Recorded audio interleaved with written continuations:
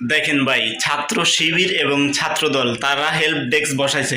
তো সাধারণ শিক্ষার্থীরা ছাত্র দলের প্রতি কি তাদের অবস্থা দেখেন, পুরো ডেস্ক খালি, কয়েকটা টোকাই বলাবেন বসে আছে ছাত্র দলের ডেস্কে। অপরদিকে ছাত্র শিবিরের ডেস্কে দেখেন, মানে এখানে তারা দাঁড়ানোর জায়গা পাচ্ছে না। ছাত্র শিবিরের প্রতি ছাত্রদের এত ভালো পরিমাণে ভালোবাসা, সেটা আপনারা দেখতে পাচ্ছেন।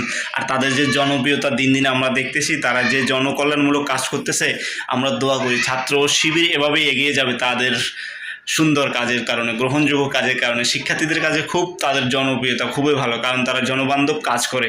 শিক্ষার্থীদের প্রতি বিশ্বাস, শিক্ষার্থীরা বিশ্বাস করে যে ছাত্র শিবির তাদের যে নীতি নৈতিকতা, যেটা ছাত্রদলের ভিতরে নাই, ছাত্রদলের ভিতরে আছে ওই ছাত্রলীগের অতীত ভবিষ্যৎ, সেই স্মৃতি এখন তারা জানে। বর্তমান ছাত্র সমাজ কখনোই এই ছাত্রদলকে গ্রহণ করবে না ইনশাল্লাহ, সেটা আমরা বলতে পারি। ছাত্র শিবিরকে দেখেন, সেখানে তারা তাদের প্রতি কি একটা আত্মবিশ্বাস, সাধারণ ছাত্ররা দৌড় দিয়ে যাচ্ছে তাদের উপরে, তাদের প্রতি কি বিশ্বাস দেখছেন।